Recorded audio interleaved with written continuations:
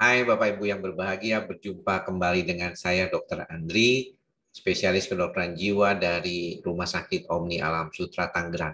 Di kesempatan kali ini saya ingin kembali memberikan suatu ilmu baru ya. Mudah-mudahan ini bisa bermanfaat buat Bapak Ibu sekalian karena banyak pertanyaan yang berkaitan dengan masalah vertigo.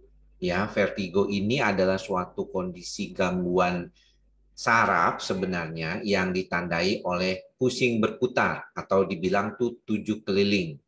Jadi orang yang mengalami vertigo biasanya akan datang ke dokter penyakit saraf atau neurologis atau ke THT biasanya karena masalahnya ada di telinga.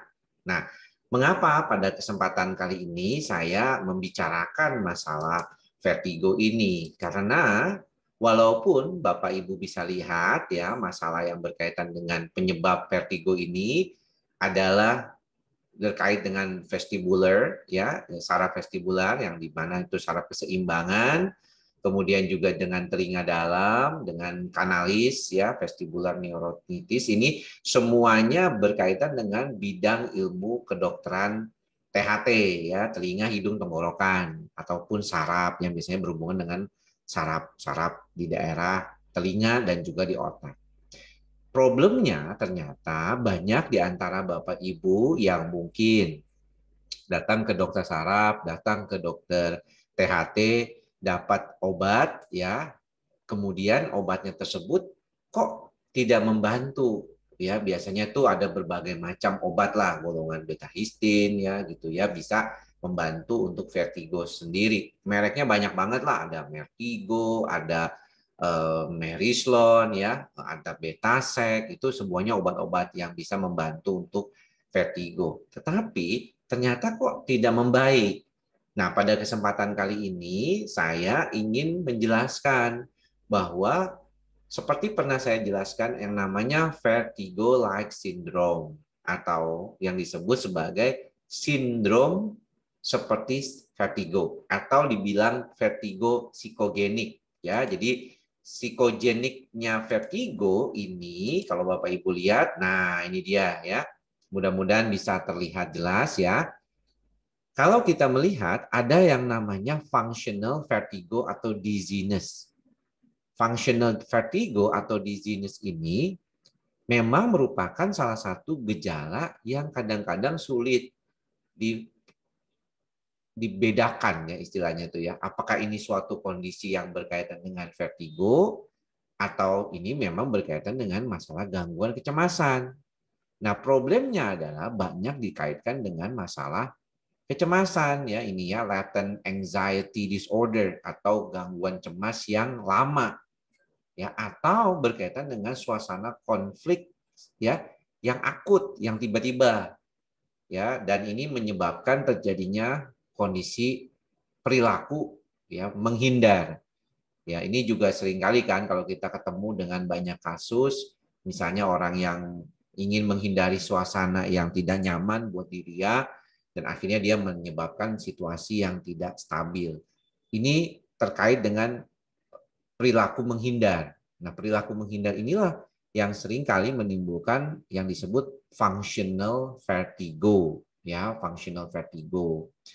Kemudian ada juga ya yang dikaitkan dengan yang disebut kalau kita bilang itu karena stigmanya orang mengalami gangguan kejiwaan itu banyak di antara orang-orang yang mengalami gangguan kejiwaan itu merasa kalau dia bilang kondisinya itu seperti kecemasan dia nggak diterima, dan kalau kita bicara tentang vertigo orang akan lebih mengingatnya atau melihatnya sebagai suatu kondisi gejala gangguan saraf atau gangguan THT. Jadi mereka lebih diterima ya daripada ngomong masalah ini gangguan kejiwaan gitu ya. Makanya saya suka bilang sama pasien, oke, kalau begitu coba dulu dari teman-teman dokter THT atau dokter neuronya. Apakah mereka sudah mengatakan semuanya baik gitu ya. Kalau memang begitu bagus, berarti nggak ada problem dong ya. Jadi problemnya lebih ke masalah functional vertigo atau dizziness sebagai salah satu gejala gangguan kecemasan yang sering muncul. Dan yang terakhir adalah mungkin juga dikaitkan dengan kondisi cemas, ya, yang mana gitu ya, ini seringkali ini terkait dengan masalah intrasikis ya, yang lebih dominan sebagai suatu reaksi kecemasan, ya. Ini problem yang biasanya terkait dengan kita atau cara kita mengelola pikiran dan perasaan kita ini sendiri.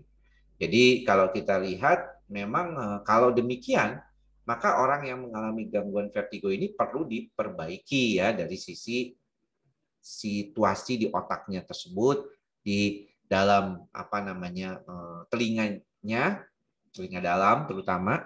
Tetapi ingat bahwa ini juga bisa berkaitan dengan masalah kecemasan. Jadi banyak banget nih kecemasan yang berkaitan dengan masalah-masalah vertigo. Bisa dari progresnya langsung, bisa dari karena dia merasa kalau dia mengeluh fisik akan jauh lebih diterima daripada dia mengeluh cemas, dan juga sebagai kondisi yang mana ini merupakan suatu gejala yang dominan sebagai persepsi stres terhadap situasi reaksi vertigo itu sendiri.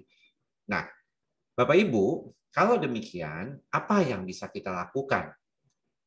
Ya, tentunya kita harus membantu diri kita sendiri mengatasi gejala ataupun dasar dari gejala kondisi gangguan ini.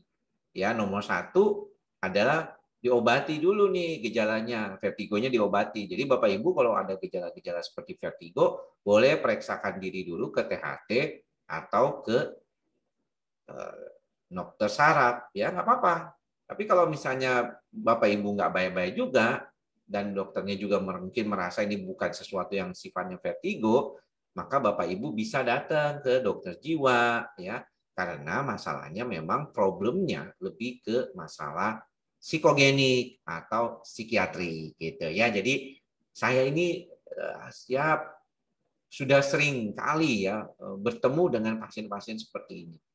Dan mereka kadang-kadang masih ragu ya, jangan-jangan nih saya beneran nggak dok ya sakitnya ini merupakan sakit kondisinya cemas, kok gejalanya emang saraf, kok kayak ada gejala sarafnya gitu.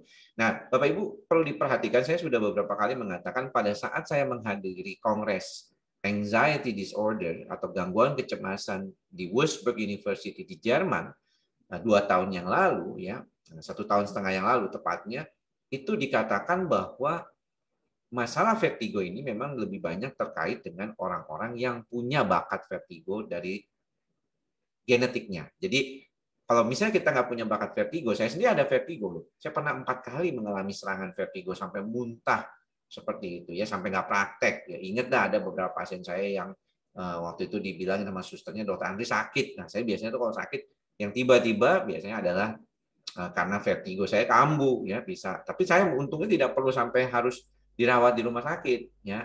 Tapi memang ada beberapa orang yang hampir sepertinya dizzy, kayak yang kepalanya puyeng, kayak goyang, kayak namanya boat feeling ya kita bilang.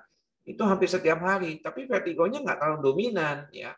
Tidak sampai muntah, tidak sampai muternya sampai gitu enggak ya, tapi lebih ke arah ke kayak dizzy aja puyeng gitu ya, nggak enak gitu. Nah, itu mungkin jangan-jangan adalah mengalami cemas ya. Cemas ini yang paling dominan jadi salah satu problemnya. Jadi buat Bapak Ibu, mudah-mudahan keterangan singkat saya ini bermanfaat untuk menentukan arah kemana Anda berobat kalau Anda mengalami hal-hal seperti tadi. Tetap jangan lupa mantra ikhlas, sabar, dan sadar.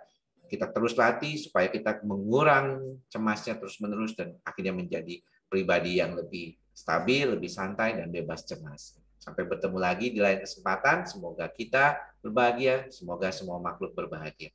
Salam sehat jiwa. Bye-bye.